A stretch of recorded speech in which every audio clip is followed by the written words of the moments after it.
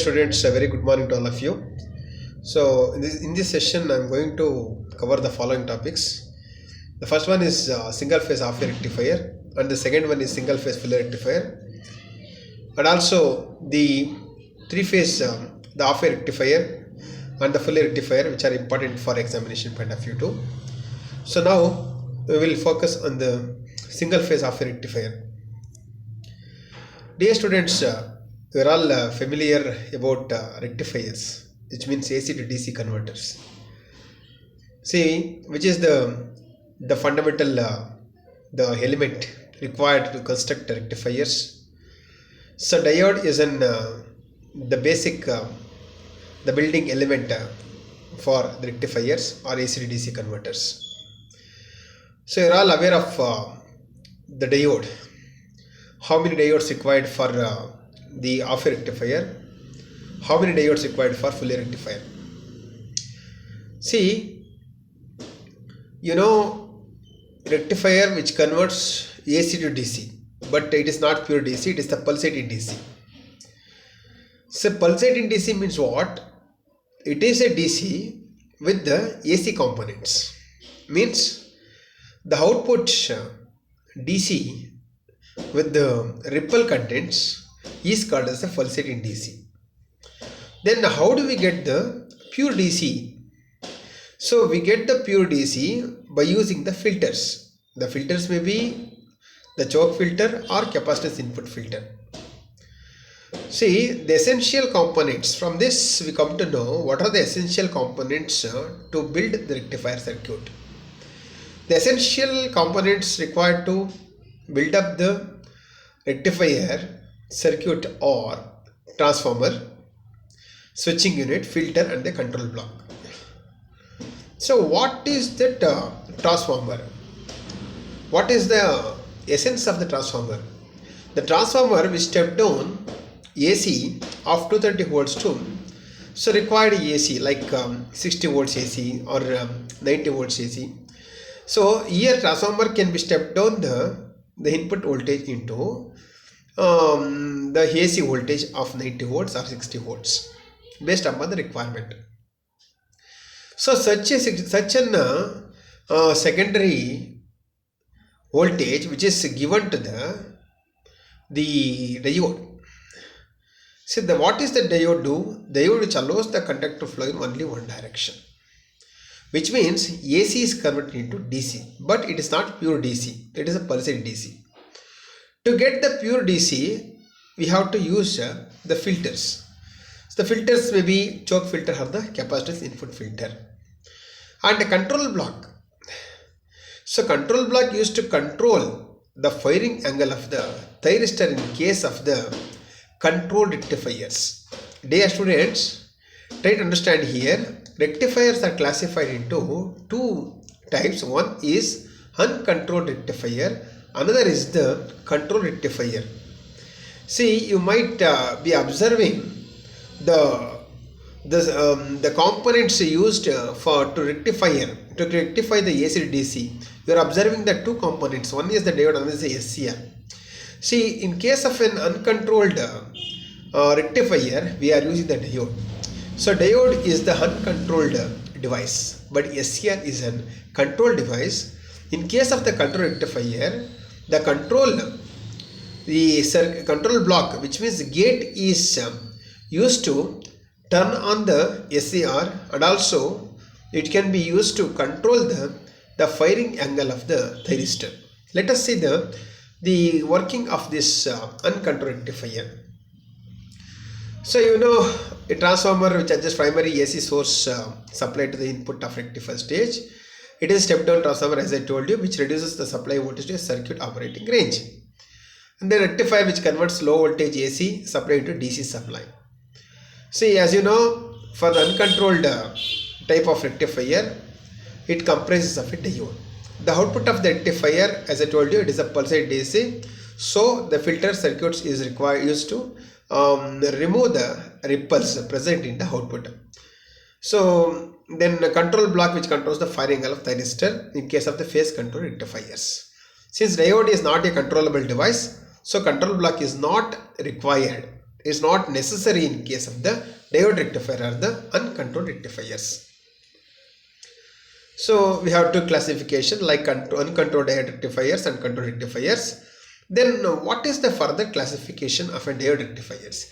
Diode rectifiers are classified further into single phase Fourier rectifier, single phase intertapped Fourier rectifier, single phase Fourier bridge rectifier, and three phase Fourier diode rectifier. This is the further classification of the diode rectifiers.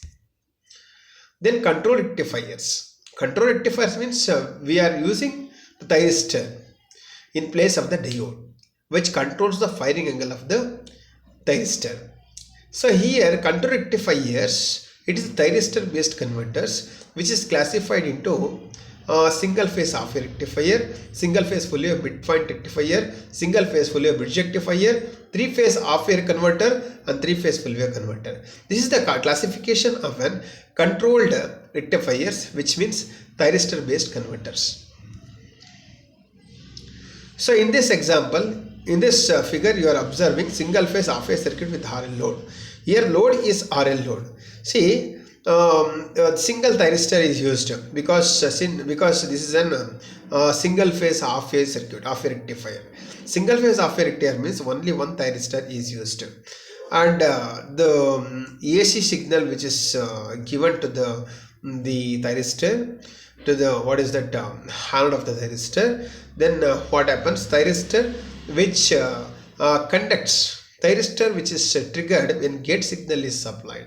When the gate signal is supplied, thyristor conducts. So look here, in the positive half cycle, what happens? Positive half cycle, this thyristor is conducting. See, this is the control device. Since it is control device, the firing angle of thyristor can be varied. As the firing angle is given, so what happens? You are observing the what is conduction angle of the conduction of the output. See, as the firing angle increases, the conduction decreases, which means output decreases. And here, this is when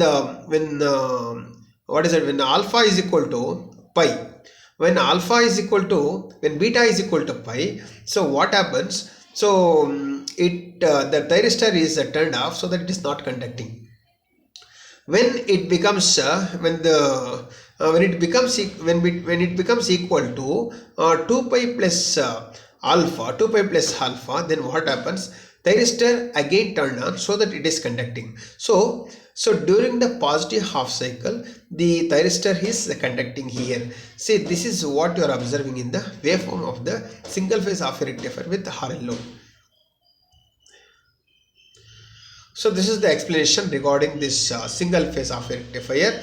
The output current I0 rises gradually. After some time, I0 reaches the maximum value, that begins to decrease. That you observed in the waveform. See, output current I0 rises gradually. After some time, I0 reaches maximum. After some time, the I0 becomes saturated. So once it is saturated, it begins to decrease. So at pi V0 is equal to 0. You observe that. And I0 is not 0 because of the load resistance, load inductance L. After pi intervals, SCR is reverse biased, but load current is not less than the holding current.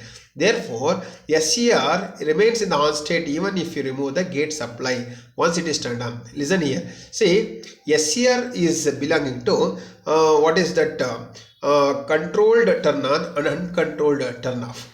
See, once it is triggered, SCR remains in the on state even if you remove the gate supply, hence it is called controlled turn on and uncontrolled turn off.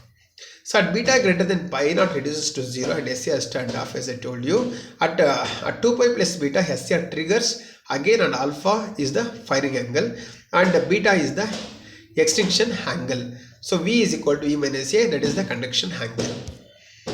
So what is the average load voltage for this single phase Fourier rectifier? The average output voltage for the single phase Fourier rectifier V0 is equal to 1 by 2 pi integration of alpha to beta Vm into sin omega t into d of omega t. So if you integrate the right hand side of the equation, you will get V0 is equal to Vm by 2 pi into cos alpha minus cos beta. Therefore average load current becomes equal to I0 is equal to Vm by 2 pi R into cos alpha minus cos beta means I naught is equal to V naught by R. They substitute the value of V naught as Vm by 2 pi into cos alpha minus cos beta. You will get I naught is equal to Vm divided by 2 pi R into cos alpha minus cos beta. Single phase full wave converter. So what is the difference between the single phase half wave converter and full? In the single phase half wave converter we used only one thyristor, but here we use the 5 thyristor. During the positive half cycle of the supply, thyristor 1 and 2 are conducting, and during the negative half cycle, thyristor T3 and T4 is conducting. This is similar to the bridge rectifier circuit. And this is the bridge rectifier circuit. This is similar to the bridge rectifier circuit.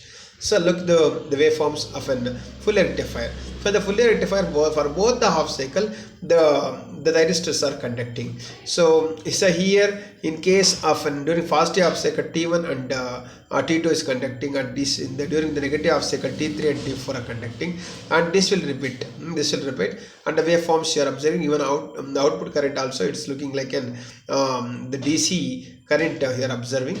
And see the firing angle of as the firing angle which increases, the conduction angle decreases. As the conduction angle decreases, the output also decreases. The average output voltage for the Fourier rectifier is obtained as a 2 Vm by pi into cos alpha.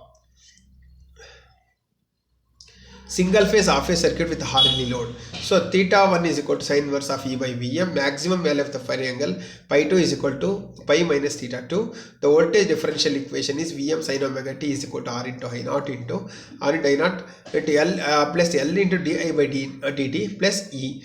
So this is a single phase half wave rectifier circuit with Hartley load. So previous one you observed, it was single phase half rectifier with Hartley load. This is single phase half rectifier with Hartley load.